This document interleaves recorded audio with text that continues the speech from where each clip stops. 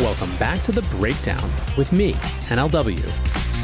It's a daily podcast on macro, Bitcoin, and the big picture power shifts remaking our world. The Breakdown is sponsored by NYDIG and produced and distributed by CoinDesk. What's going on, guys? It is Tuesday, October 12th, and today we are talking about what the entire Bitcoin Twitter community has been talking about for the last 24 hours. And that, of course, is who cares what Jamie Dimon thinks of Bitcoin. This is almost too easy to dunk on in some ways, but there is a long, illustrious history of Jamie Dimon not liking Bitcoin, and I think that saga creates its own sort of historical context. And so I feel as though for posterity, we have to incorporate what the community thinks about the latest comments from Jamie Dimon on Bitcoin into the historical record. For a little bit of context, Jamie Dimon has been one of the most consistent, long-duration detractors of Bitcoin in the traditional finance world.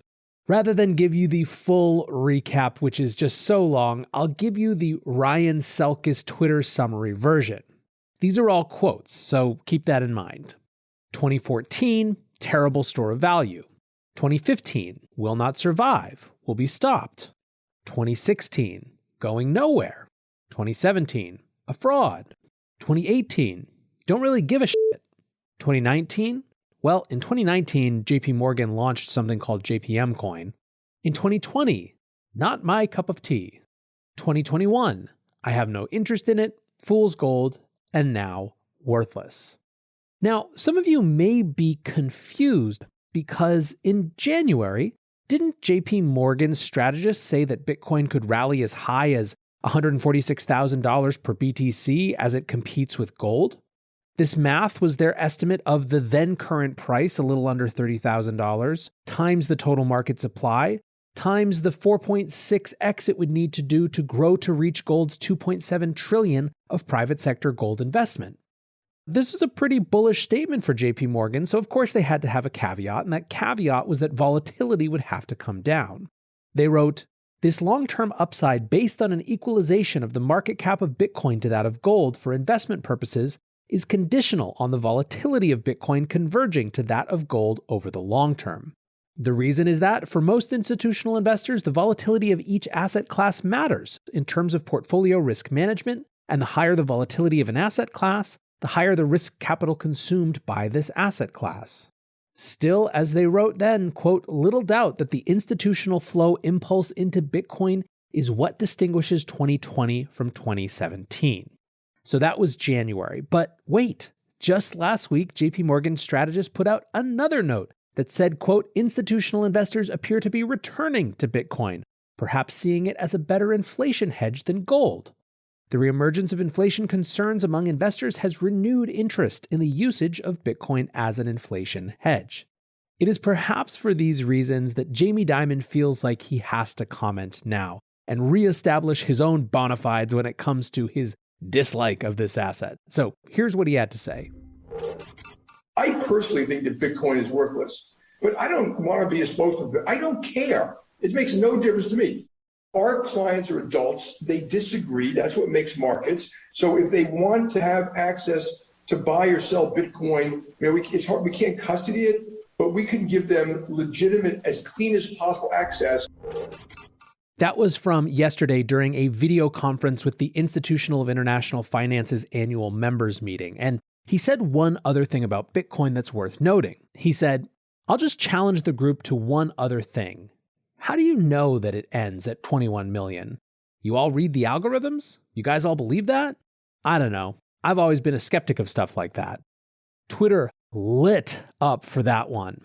Jameson Lopp, the CTO of Casa, tweeted, "Bruh, it's like 5 lines of code," and then actually shared the lines of code where the halving cycle and supply cap is enforced. Coinbase's Brian Armstrong tweeted, "Yes, I read it, and then I wrote it, coding up our own Bitcoin node to make sure I understood it. CEOs without a science and engineering background are going to be at a disadvantage in the coming decades, I think. Honestly, probably politicians, journalists, and many roles too. Software is eating the world, changing every industry. Luckily, the tools to learn it are available online for free and are getting better and better. It's accessible to almost anyone if they are willing to power through it and at least learn the basics. Numerai founder Richard Crabe continued this theme, saying this is our ruling class. Zero purchase on code, algorithms, or the difference between them, but reliably skeptical of the new. Lee Drogan of Starkiller Capital almost couldn't believe it, tweeting, "The vast majority of the time, you should assume incompetence as opposed to some more complex explanation for why someone acts or says something stupid." I can't get there on this, though. Jamie is too smart. He's got to have too many smart people in his ear to be this dumb. Galaxy Digital's Mike Novogratz almost laments this, saying, "So strange. For a man who has done a brilliant job running a giant bank, his answers around Bitcoin are sophomoric, and he keeps doubling down on them. I pray I stay open-minded my whole life."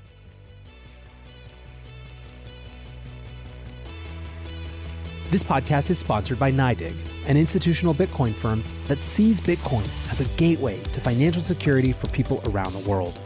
Find out more at NYDIG.com/NLW.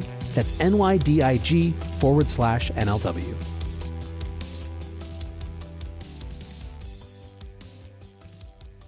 Another line of discussion on Twitter is how much someone like Jamie Dimon, the arch scion of the legacy financial system, not liking Bitcoin reinforces why so many of us like Bitcoin.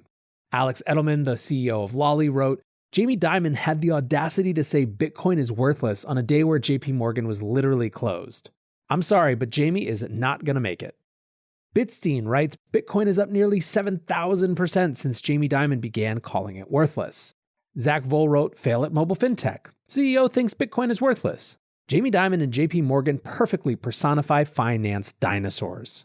Blue Collar Bitcoin tweets, "Asking bankers to talk about Bitcoin is like asking Blockbuster and Hollywood Video what they think of this new Netflix.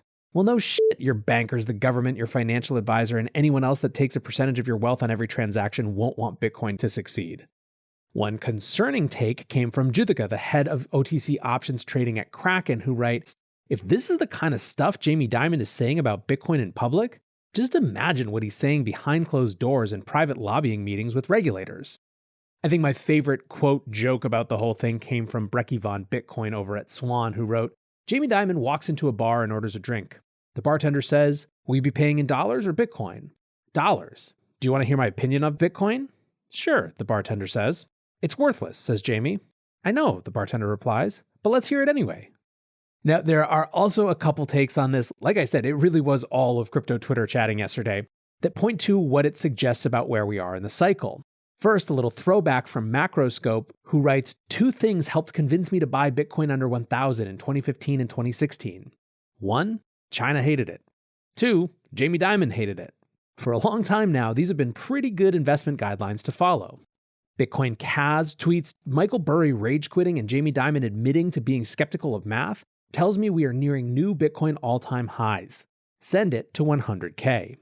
Suzu from Three Arrows challenges Jamie, saying, "I personally think Jamie should put on a short on Bitcoin on CME to provide liquidity into Contango and then leave it to the people to decide. Put up or shut up, sir." Finally, Joseph Young nails it. "It's not a Bitcoin bull market without Jamie Dimon saying it's worthless."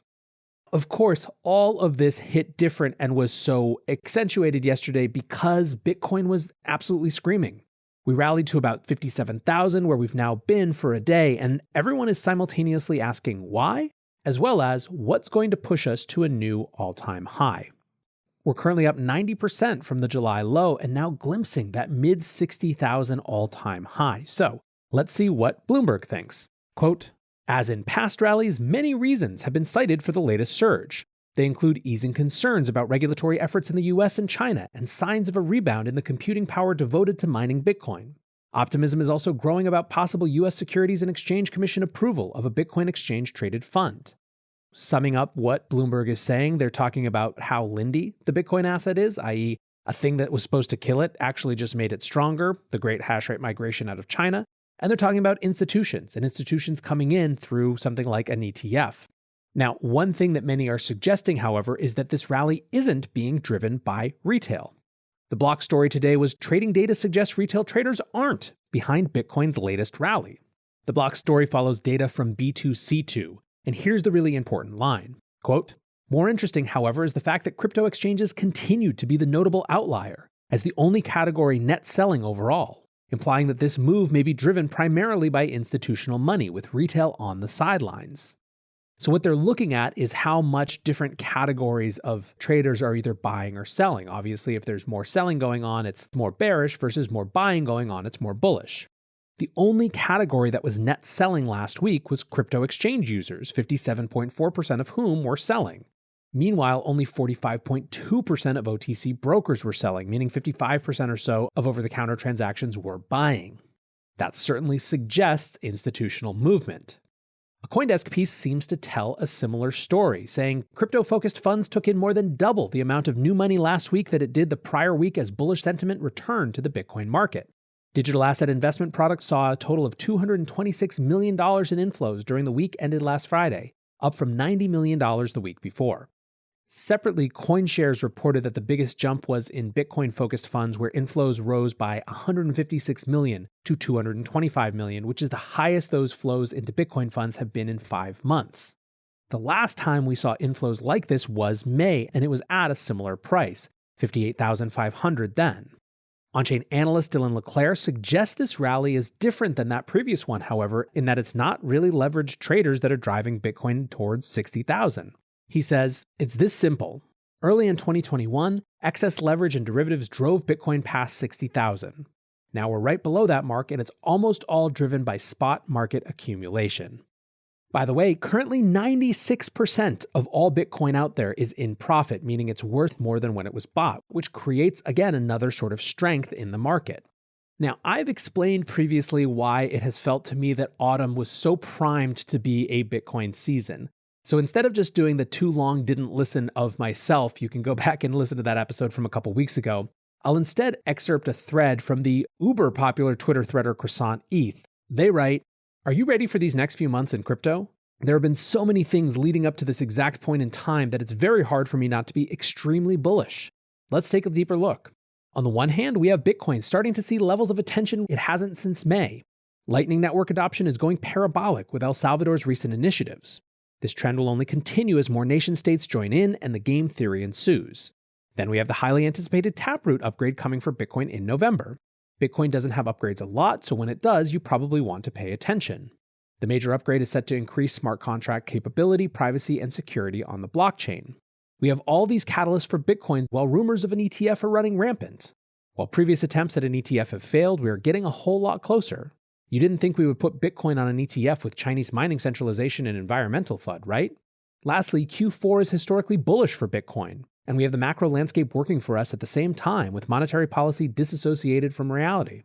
I would say things are looking particularly fantastic for Bitcoin at this moment in time." Indeed, this whole sentiment is really the theme of Bitcoin Twitter and thus this show right now. Travis Kling, talking about the market, says, "You can say whatever you want to about TA, but from a purely technical perspective, it would be very odd to have a 55% pullback, consolidation, and expansion back to all-time highs over a 6+ month period and only have price go a little higher." Dylan LeClaire, one of the current MVPs of Twitter, it's got to be said, writes, "There will be a scramble for Bitcoin exposure on Wall Street before the end of the year. Every institution that doesn't have exposure will have to explain to their clients why they ignored the best performing asset of the year and decade. Inexcusable. Supply squeeze underway. The career risk around Bitcoin has flipped. Plan accordingly." So who knows? There's a lot of other things going on. We still have regulatory questions to come, but I continue to be extremely bullish on Bitcoin right now. And I think that you can see how the community is reacting to the comments of someone like Jamie Dimon reinforces that strength that we're feeling. So a lot more exciting fall to be seen. And I'll be covering it day after day. So anyways, guys, I appreciate you listening. And until tomorrow, be safe and take care of each other. Peace.